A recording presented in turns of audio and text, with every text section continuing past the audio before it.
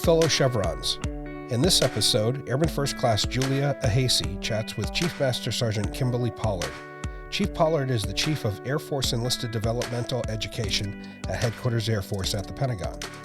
The Chief shared her thoughts on why enlisted development is important, why resiliency is key to a successful career and your personal life, and a bit about her journey in the Air Force. It was a great conversation, so stay tuned. I'm Airman First Class Julia Ahasey, a Public Affairs Specialist here at the 102nd Intelligence Wing, and I'm here with Chief Master Sergeant Kimberly Pollard, the Chief of the Air Force Enlisted Development Education. She is here visiting Otis Air National Guard Base from the United States Air Force Headquarters at the Pentagon. Good afternoon, Chief. Can you tell me a little bit about the purpose of your visit today? Good afternoon, Airman Ahasey. So the reason I came today was I was asked, Tech Sergeant Gibbons asked me if I would come and talk to the Rising Six and the Top 3 about enlisted force development, as well as a little bit of resilience and things that were going to be helpful for the airmen that are right here. The bonus was I got to talk to the chiefs as well. Awesome. So why is, in your own words, why is professional development so important, specifically in the National Guard, where a majority of our wing members are drill status guardsmen? So I think it is important because everyone, they need to know that there is some place for them to go and some place for them to grow. In my own words, that would be you want to be better than where you started. And so for guardsmen, for active duty, for everyone, you want to be better than where you started. And that is the whole point of professional development, is to get you from here to there in a way that makes sense and in a way that is relevant to your career and to your personal life. Awesome. So I am an Airman First Class. I just went to BMT about a year and a half ago. I think. What squadron were you in? I have to interrupt. What squadron? I was a Gator. Okay. I was in the 320. Yes. Okay. Yep. Right down the way. Yes. I remember. I did like that squadron. I heard it was the toughest one. I think they all say that. I do think they all say that. I liked it. Gators. Yes. So I kind of just got my start, and you started, do you start as a airman or A1C? I started as an airman basic. Yes. I wasn't an airman basic long. So back then, I won't tell like this long story. So back then, you could sign up, and there was a sign-on bonus. And so I did. I signed up, sign-on bonus. I actually didn't get a career field until I was in basic, so I came in open general. I received my career field in basic training, and that was when they said, oh, for $2,000, you could get rank when you get to like 6 months in. And so I was an airman basic for not that long. And then I had rank, but yes. And then I went off to Intel school to be an imagery analyst. So yes. So I would love to hear briefly kind of your story from starting to where you are now, and kind of the advice you would give yourself when you're in my position or in a junior enlisted position from where you are today. Let's see, the advice I would give A1C Scott. I was A1C Scott back then. Let's see. A1C Scott, she graduated from high school in 1999. And she did one semester of college and failed miserably. She passed aerobics, and that was it. She passed aerobics and was like, this is horrible. So I cut all my hair off, shaved it off, joined the Air Force. I joined the Air Force in November of 99, but I didn't actually go to BMT until January of 2000. And I went, didn't have a job. So like I said, open general. I wanted to be on the first thing smoking. And I found out in basic training what job I would receive. I wanted to be a radiologist, so I wanted something with imaging. And when I was looking at the jobs, I was like, imaging must be the same thing. No, it wasn't. So that's how I actually became an imagery analyst. And then I did that for about 4 years. My first assignment was in Osan, South Korea. Second one was at Hickam Air Force Base. And then after Hickam is when things kind of changed a little bit. After Hickam, I was sent to Indian Springs Auxiliary Airfield. That's what it was called back then. And I became an MQ-1 sensor operator. Actually, I was there at the tail end of RQ-1. So RQ-1 sensor operator, MQ-1 sensor operator. And then that was out there. I did my first contingency deployment. So I went to Iraq. I was at Pollard in Iraq. Did that. That was 05, 06. 06 had my son.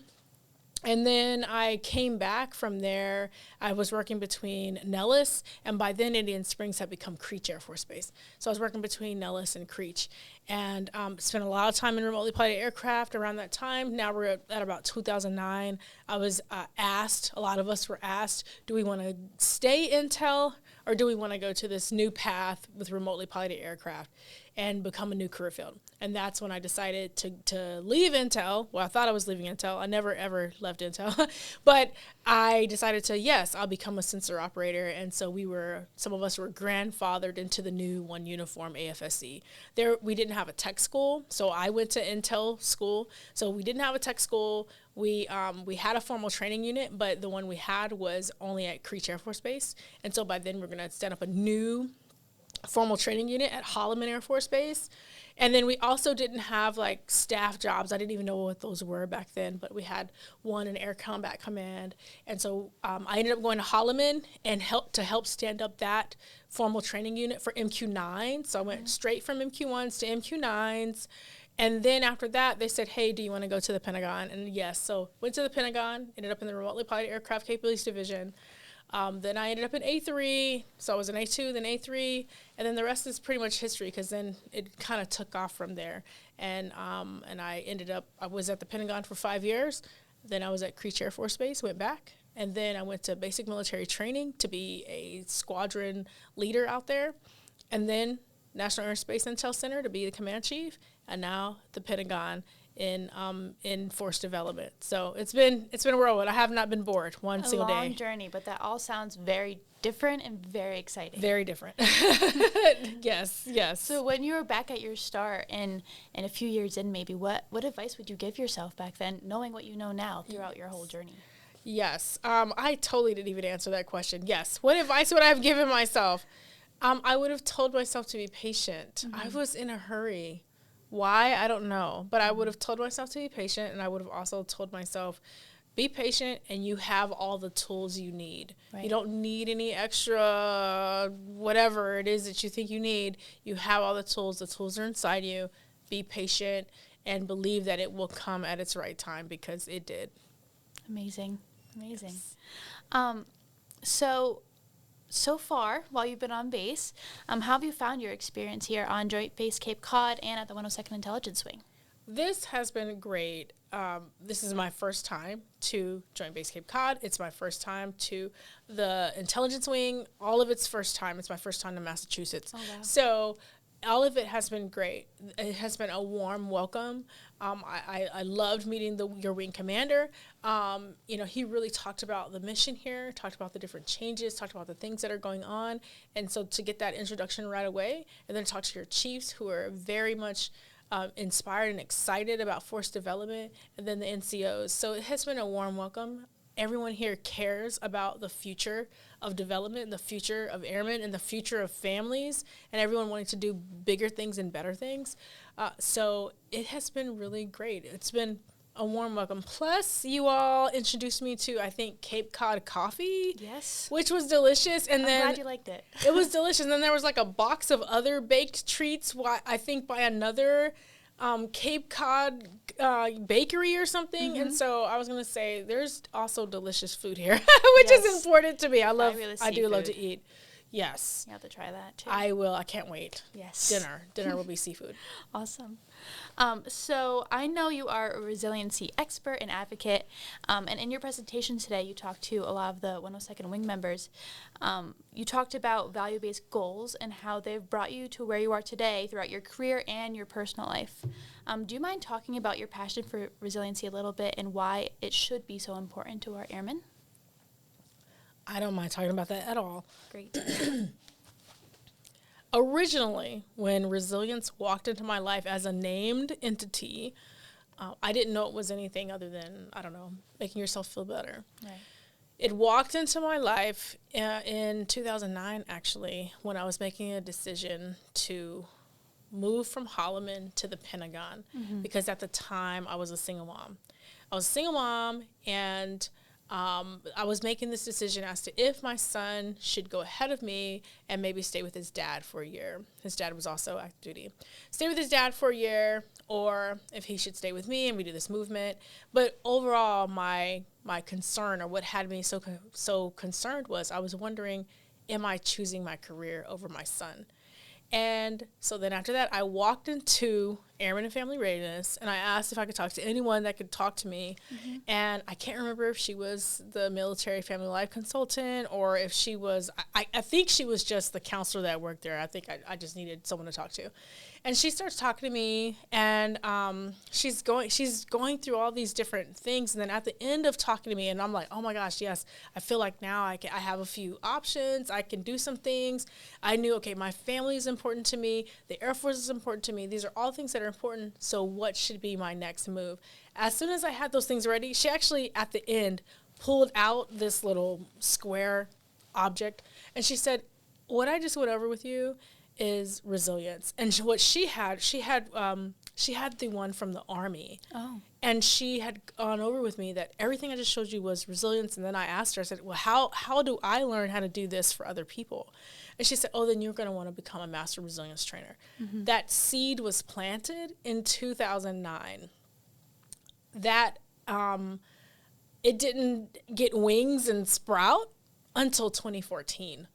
I became a resiliency training assistant first, I want to say in 2013 or the beginning of 2014. And then I became a master resilience trainer and went off and did the training and everything in 2014. Mm-hmm. And then later on, as I've had more life, life has been different.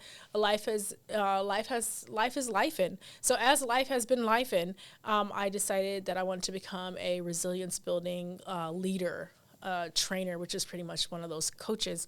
And so I did receive that certification using Air Force Cool, just last year or the year before. So I finished that as well. So yes, resilience is extremely important to me. Mm-hmm. And so whether it be resilience training assistant, master resilience trainer, or getting a certification in resilience, all of them important enough to me and my life and the things that I've seen my life do. It was important to me to learn the language. It was important to me to learn the skills and to be able to impart the skills on others, even when they don't know I'm doing it. So, yes, very important to me. I have a similar experience. I was trained as a resiliency teaching assistant just recently. So I have learned a passion for resiliency, and I learned that in tech school, and I came back here, and not too many people, especially who have been in for a while, were very familiar with these skills that I learned and these different tactics. How do you think that here at our National Guard base and other bases around can really implement resiliency into their everyday, how leaders can help their airmen, how airmen can help their leaders? How do you think that we can make this more of a priority? So I would say those that are trained live out the skills. And what I mean that literally, be the example of living out those skills. So that when someone says, hey, how are you doing that? Or how are you so balanced? Or how are you, then you're able to say, oh, well, I actually do this, and this, which is a skill I learned from resilience. I think that makes it easier to go from, here are the skills I learned from resilience through my real life, than to just get up and brief a slideshow, which I think is what has been off-putting for those who are like, I don't want to deal with resilience, it's just a slideshow. No, actually it's a set of skills that you can learn, that have been studied, that are peer-reviewed. These are real skills that we're not making up. And so I would say to make it a priority, for those that do not know the skills, seek to learn the skills. Talk to an RTA, talk to an MRT, ask about the language, find out, if you're maybe give all the symptoms of the problem of you might be having to an MRT or RTA and see, oh, well, actually, I think you would benefit from, value-based goals. Or I think you'd benefit from acceptance and meaning making, mindfulness and meaning making.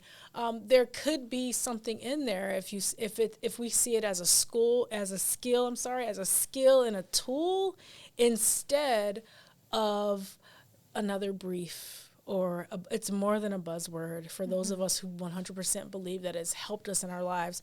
More than a buzzword, and I 100% believe anyone can learn the resilient skills. Amazing.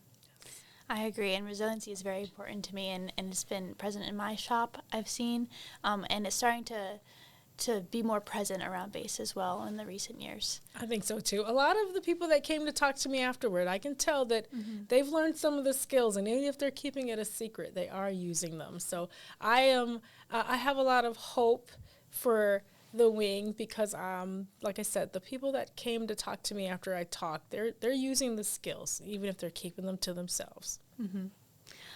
So do you have anything else that you'd like to add about your experience here or about the importance of professional development? Anything that you'd like to share with our podcast, which, just in case you were aware, Chevrons is a podcast from junior enlisted to senior NCOs. So it's for all the enlisted everywhere, not just on our base, anyone who wants to listen anywhere. So what advice do you have for our listeners when it has to do with that? So the advice I have, whether it be professional development or resilience, is to think about how to make it work. If you think about how to make it work for you, there's a good chance you can think about how to make it work for others. So when it comes to professional development, if the first thought is, that's not going to work because, well, turn that into a question. Because why? Because what? What would make it work? What are the other options? How else can we look at this differently? I would say go into professional development, even resilience, with curiosity. And sometimes that's hard, but think, especially when you're challenged, okay, how can I be curious in this moment about these things? And that curiosity, without even having an answer, you will naturally be led to the next right answer, the next right answer, the next right movement. So can you tell me more about your experience today on base and the airmen that you talked to and just the experience you had with the 102nd Intelligent Wings members? Yes, I can. So the members have been great. I will say that the members of the wing have been my favorite part of the visit, just seeing all the faces, hearing the different stories. One airman told me all about his 4 children. I'm not going to say his name because he may not want me to do that, but he told me about his 4 children. He told me how he used to be a chef and how his favorite thing to cook is eggs. And he was so excited about everything. And I love that because you could just feel that excitement. Another airman, maybe actually 2 airmen, told me, even from my story included my son who has high-functioning autism. And so there was at least 2 of members of the team who came and said, my child also has autism. And so I was finding out through talking to everyone, and I try to make sure I take time to be present with everyone, that they were actually getting, what I was giving. But they were actually, I don't know, it seemed like family. I hate to say it like that. It seemed like family. So the family atmosphere has definitely been my favorite part, from stories about, someone else told me their son and their daughter also joined the Air Force and where they're stationed. I'm not going to give that part away, and where they're stationed and some things they might want to do. And everyone here was so willing to share. I don't know if that's normal, but everyone here was so willing to just share. And I really felt brought in the family. And as well as I just downstairs just a moment ago, met another new member of the family, and she was like, you need to go to the Zen Den. I think it's called the Zen Den in the building. So yes. I went in the Zen Den. I did. I went down there, and I ended up, there was some raspberry treat, which I think gave me energy for right now. Yes. There's a raspberry treat, but really it's the family.